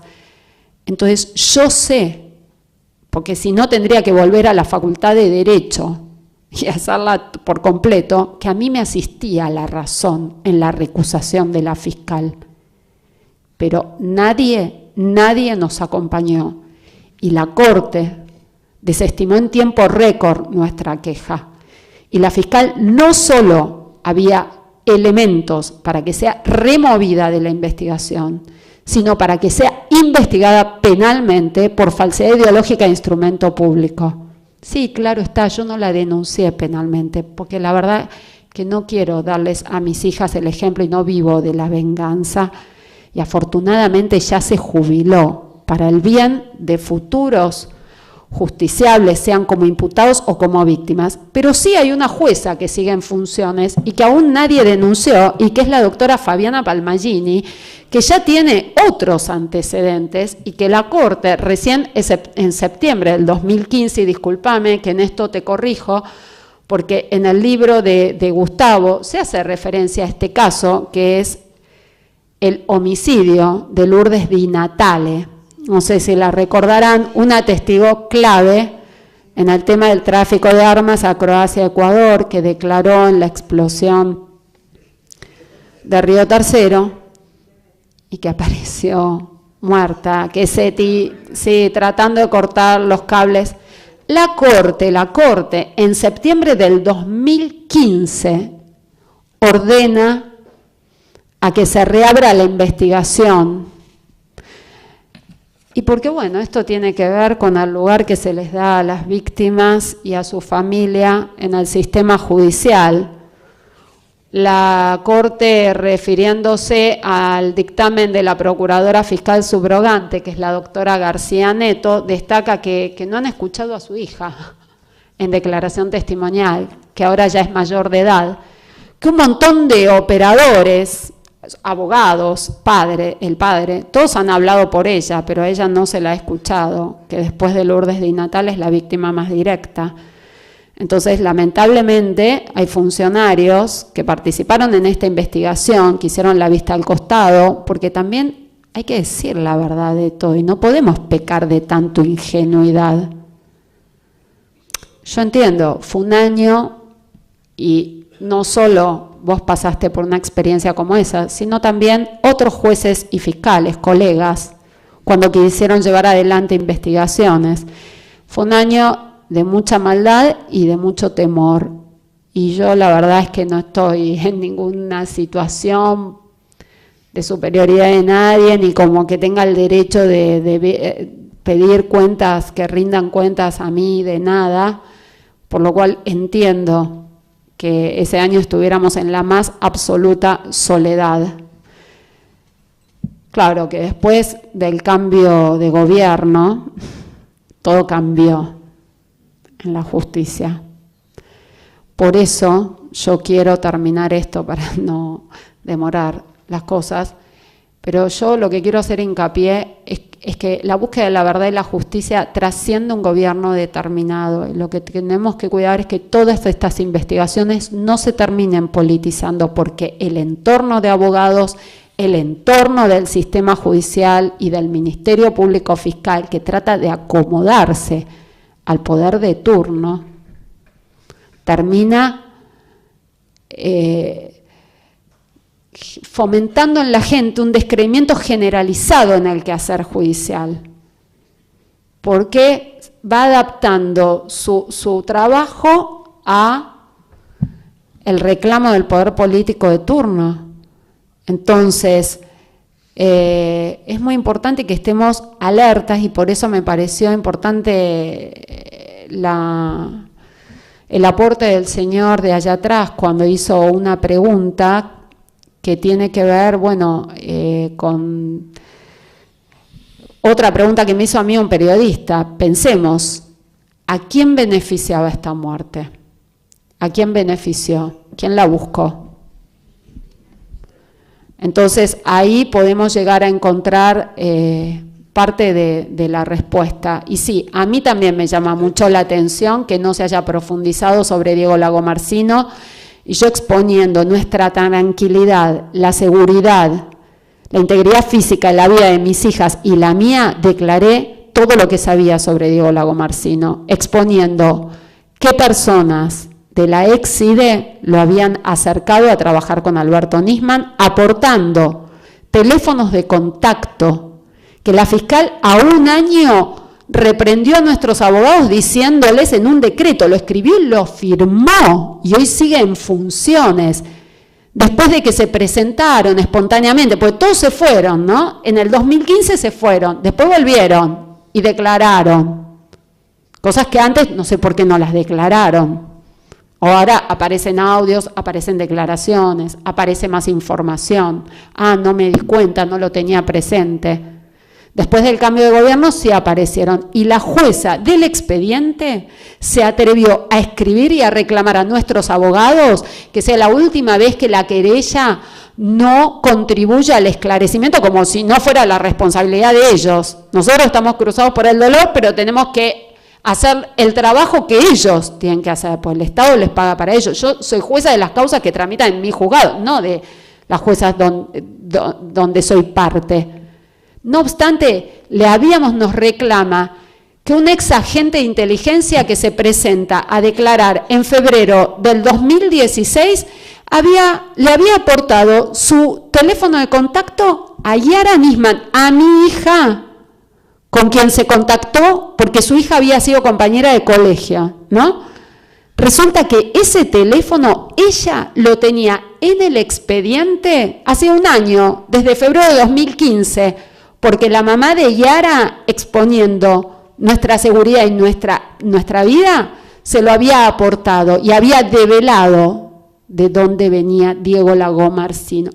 Recién ahora la justicia lo está profundizando, pero a mí me deja tranquila, porque cuando mis hijas revisen el expediente van a ver que su mamá puso a disposición de la justicia por más de lo que diga la jueza Palmagini, que se expuso demostrando que no solo no conoce derecho, sino que no lee los expedientes, no leyó mi declaración, que ese dato para contactar a ese agente de inteligencia lo tenía en el expediente desde hacía un año.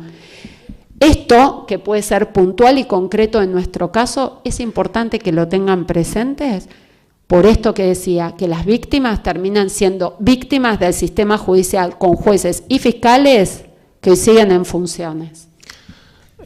Primero vamos a, según lo prometido y convenido, a liberar a Ricardo Sáenz con un aplauso.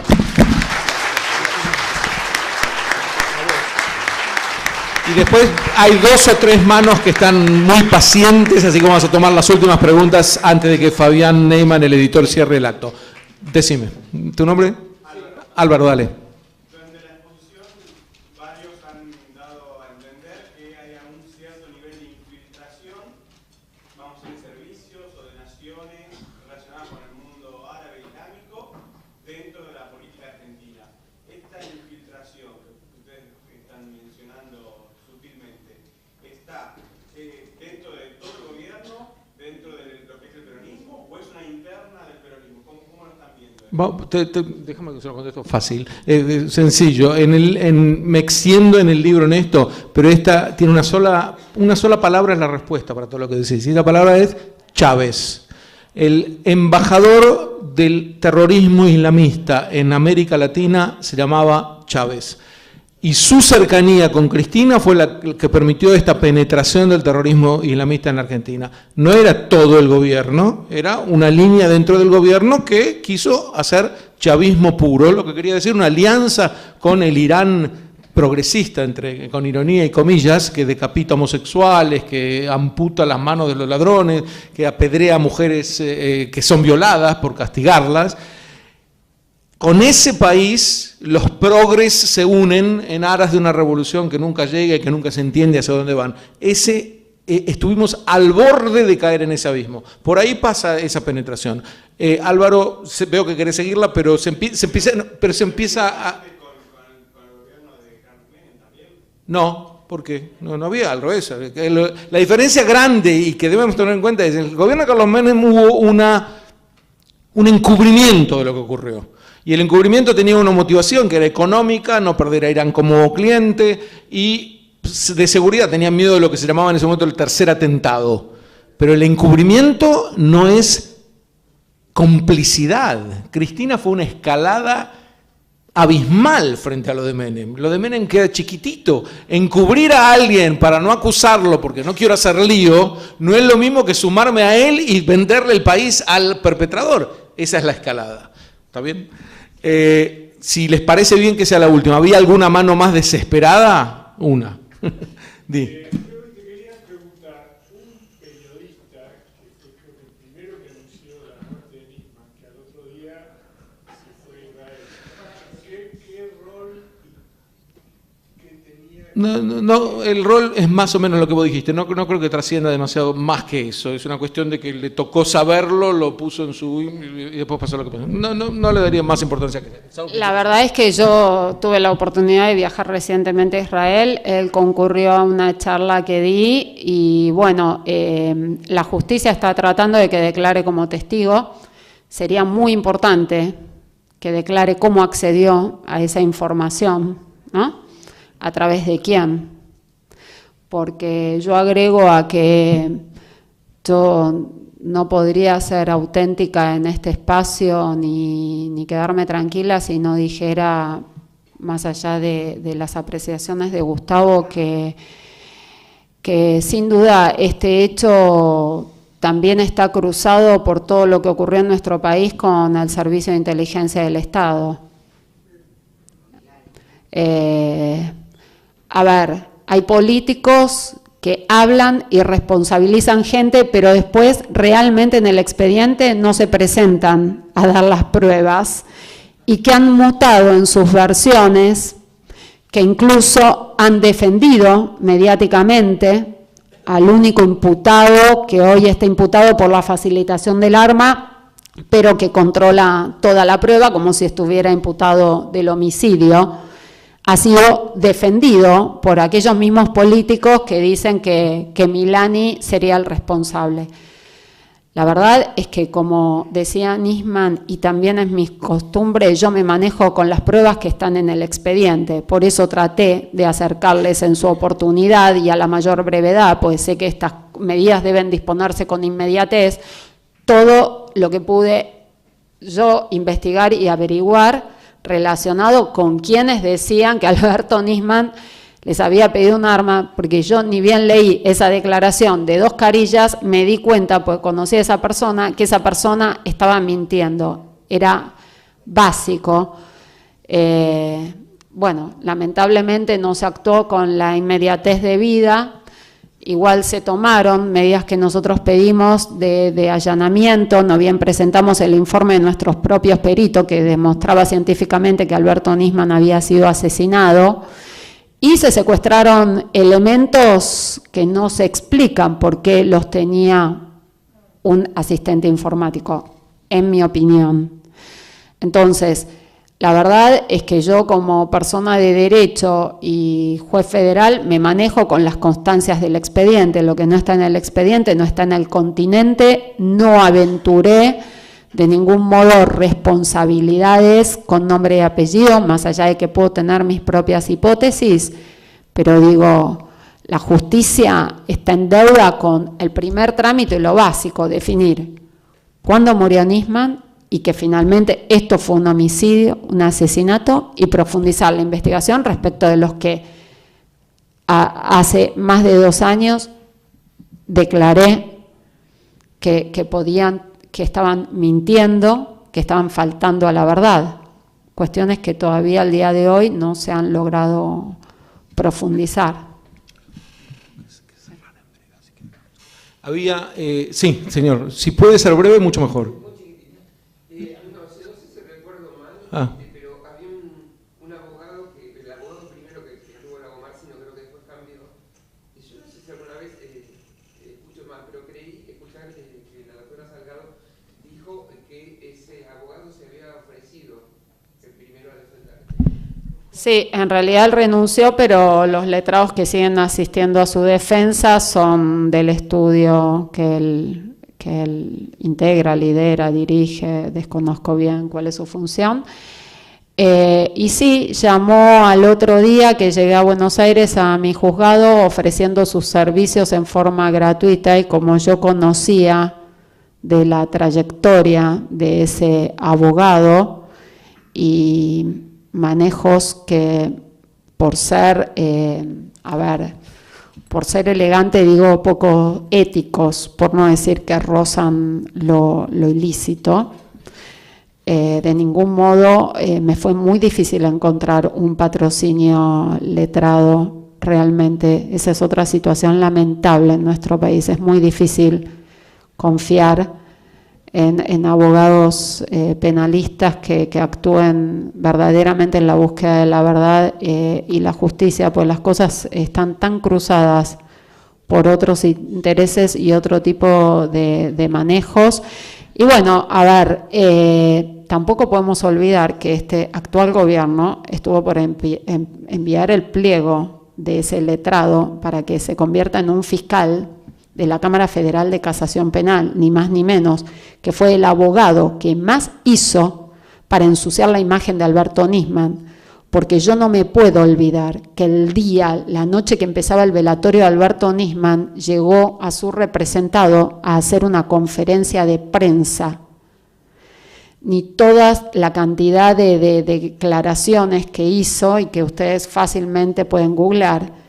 Bueno, el ejercicio profesional es libre, pero hoy es el letrado de Lázaro Báez. Entonces yo me pregunto, ¿qué intereses? Pues muchos hablan y me plantean, es un abogado súper costoso, que es conocido en el ambiente porque no va a representar gratuitamente a personas sin recursos.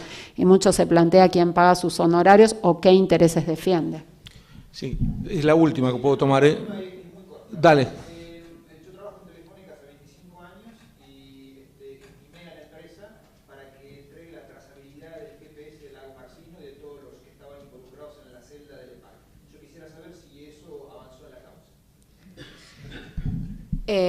Con respecto a ese tema del cruzamiento de llamados y el estudio que tiene que ver con el tráfico de llamadas que hubieron, no se avanzó, no se profundizó, pero eso sí es muy importante. Es una de las medidas de prueba junto con la famosa Junta Interdisciplinaria. No, le pido, no, ya está, la pregunta fue hecha, en serio, tenemos que cerrar. Esta fue la presentación de Morir por la Argentina. Soy todo gratitud a quienes vinieron, a Sandra especialmente, a Fabián Neyman y a Ana Caprav y la universidad por haber brindado su marco. Gracias y hasta cualquier momento.